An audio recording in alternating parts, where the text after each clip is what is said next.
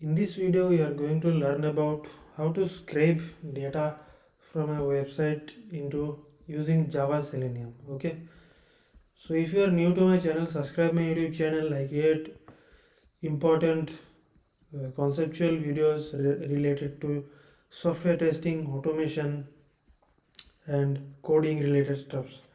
So in this video, I am going to prepare one video regarding how to scrape the data from one website to a local CSV file. Okay, so the CSV file you can use in any.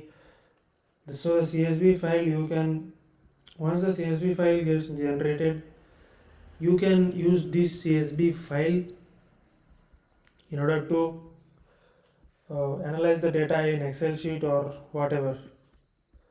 Okay, so in this video we are going to understand how to write the code for this. Okay, so for example, there is one website. I will just launch the website. So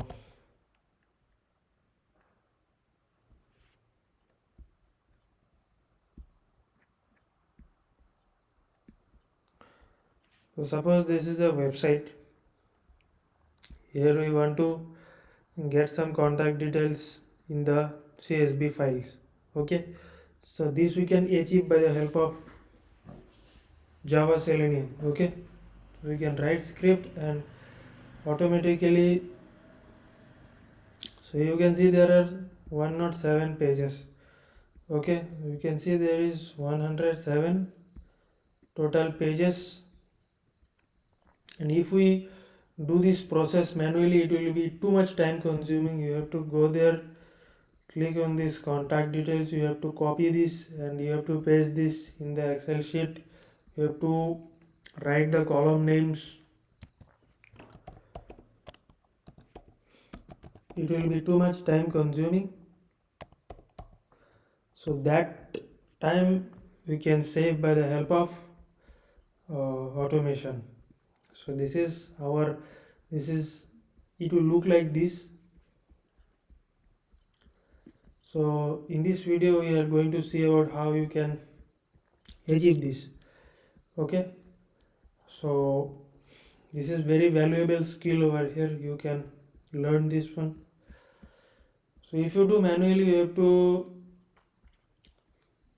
write all of these things such as company name, contact person, email, mobile telephone number, then website, then address. All of these column names you have to write.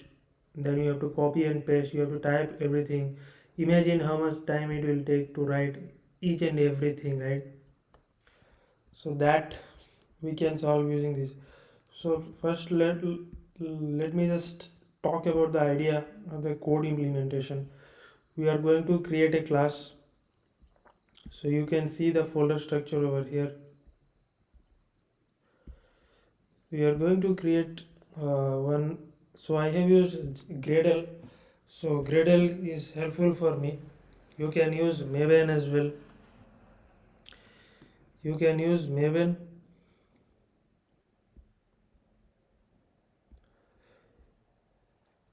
But I like to use this Gradle. So Gradle is very helpful, very lightweight, and it does things in a proper way. So this is the folder structure. It automatically got generated when I created the Gradle project. So in this, I'm going to create a package. So the package is scraping data. In this, there is two classes that you can create like that. You can give any name. I have given this name. So once you create this class over here, there is another class. This is testscript.java. This is a dummy class that I have created, but you can give any name. You can, and you have to create functions like this. You have to create functions. So I am like initializing the WebDriver. I am initializing the file writer. This is a class that is used to write the CSV file, and this is a WebDriver wait class. I have used to uh, implement the waiting mechanisms over here. So this is a setup driver over here. So this setup driver is, it will set up the driver. Like I have, we are using WebDriver Manager Chrome driver setup over here, and here is this Chrome driver. We are just like initializing the Chrome driver object over here in the driver. This is the driver object, and I am creating an instance of the Chrome driver. And here is the driver.get. This will launch our browser, and it will maximize the window, and it will wait for 10 seconds. So here is the instance. So I have initialized the WebDriver wait class over here. So basically it will wait for 10 seconds. So you don't use thread.sleep or implicit wait. It is a good practice to use explicit wait. And there is this class, that is setup writer. Here this line of code will, this is once you execute the code, this file name will be contact details. Here it will be saved like this, and you have to and the next step is writer.append. Okay, so this line of code will write headings inside the CSV file. What do I mean by that? If we see at that if we check that CSV file that I have previously shown you, you can imagine this like the column names. Okay, so all the column names will be written over here, right? All the column names will be written over here. This is the primary objective of using this command. And then there is scrape all pages, this function. So this is a logic. Okay, so you need to understand this very carefully, so please listen very carefully over here. So here I have initialized, this is hard coded, so here the total pages is 107. So that means that here I am initializing up to, I have to go till 107, right? That's why I have initialized this 107, and I am writing a for loop for iterating.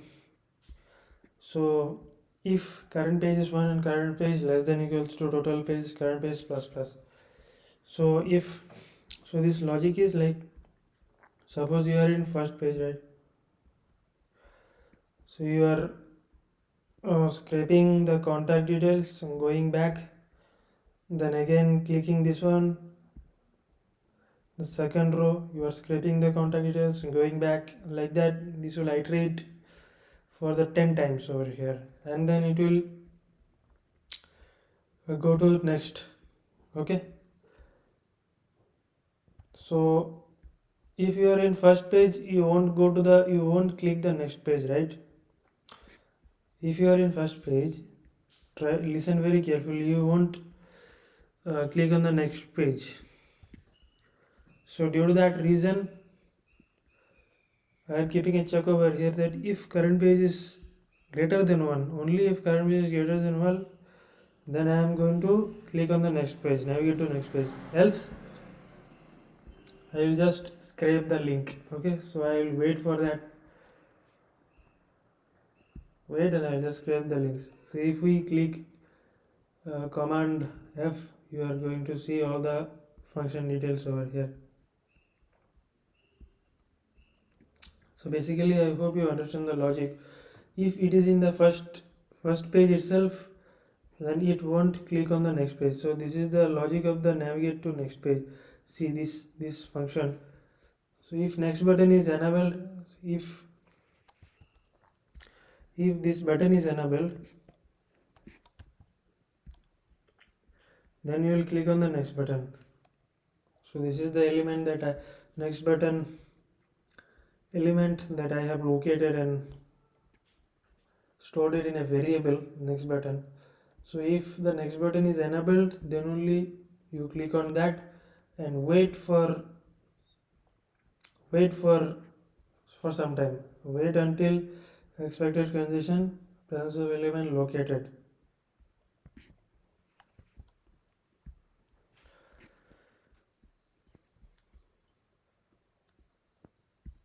So next, click on the next and wait for this table. So if I locate this table over here, see.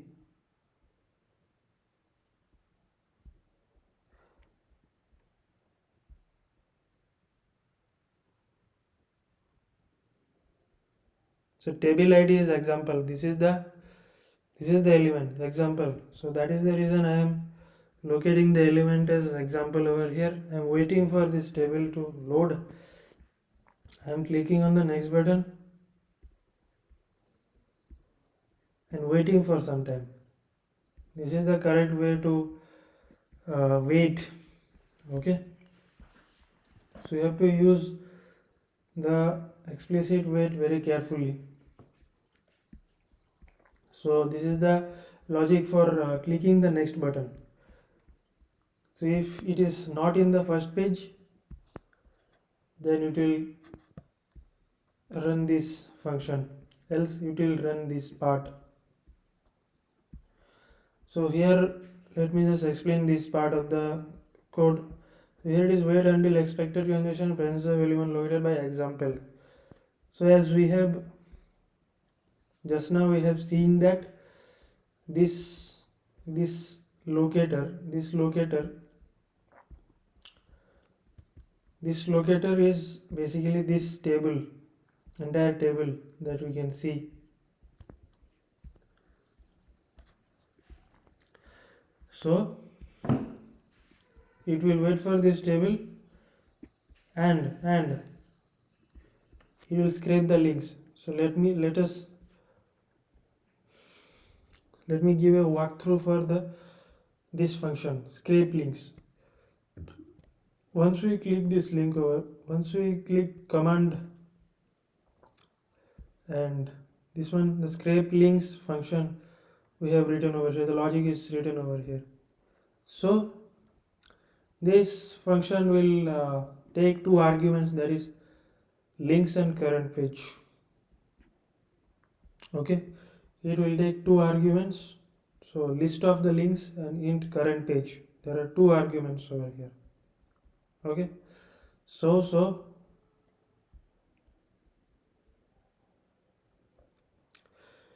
here I have used one for loop. So basically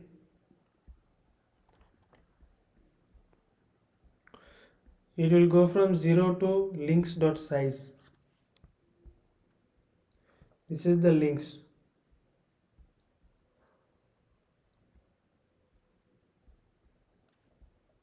See scrape links, this is the scrape links function and this is the get all links on page function. Okay, so scrape links, what it is taking, scrape links, this function is taking input as a list of the links and the current page, which is the integer value, integer data type. Okay, it is taking two parameters, or you can say two arguments. So that is the reason I have used get all links on page. This will return, see, get all links on page and current page. See current page I have initialized over here. This is the integer data type and this is a list. So this function is returning a list of links. So if we go through this function, public list of web element, get all links on page, it will return driver dot find elements by dot xpath. This, what does this means?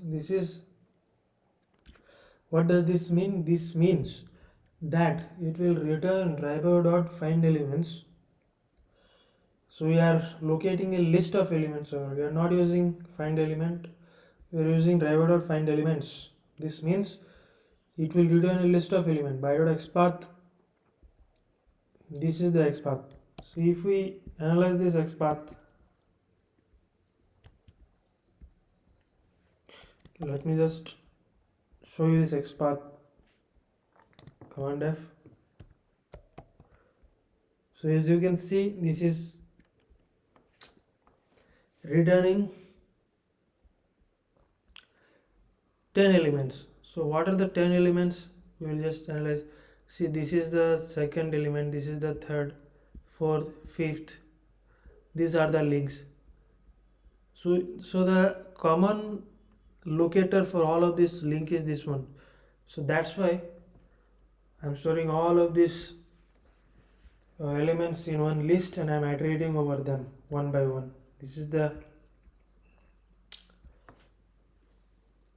goal. Okay, so I hope you are understanding the code. We will see the execution, then it will be more clear for you how the output will look like. So basically the output will look like this.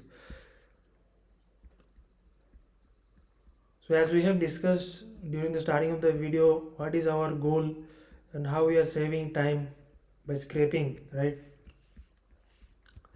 So we can achieve this with the help of this.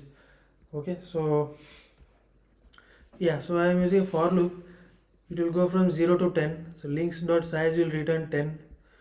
So it will iterate like 10 times and it will click on those links. See, the links driver dot find elements XPath, this one. So this is the link as I have shown you before sometime. This is the link. Okay, so I'm finding those links again and I am just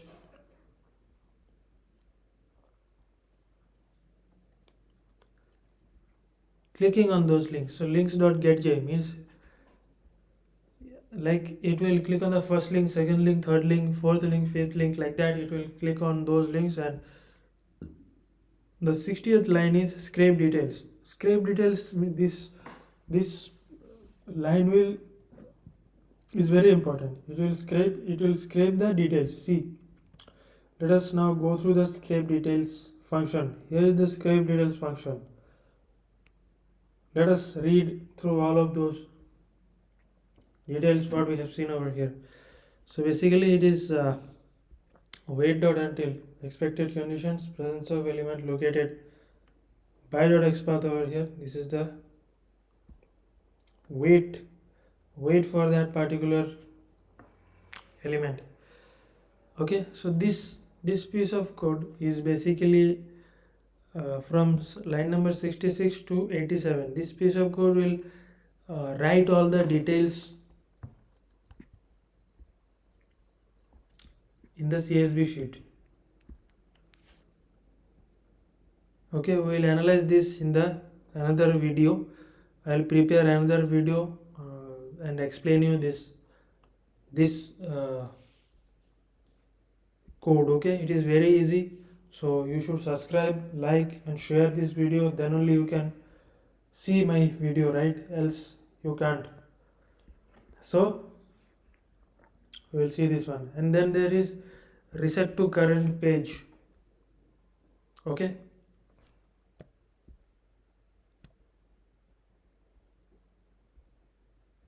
and there is get field. So this is the code for writing this scraping logic over here. So I hope this video will help you to understand how you can write a scraping logic using Java Selenium for scraping details from the web page. If you like this video, subscribe my YouTube channel, like, share this video and share this video with your friends. I'll see you in the next video.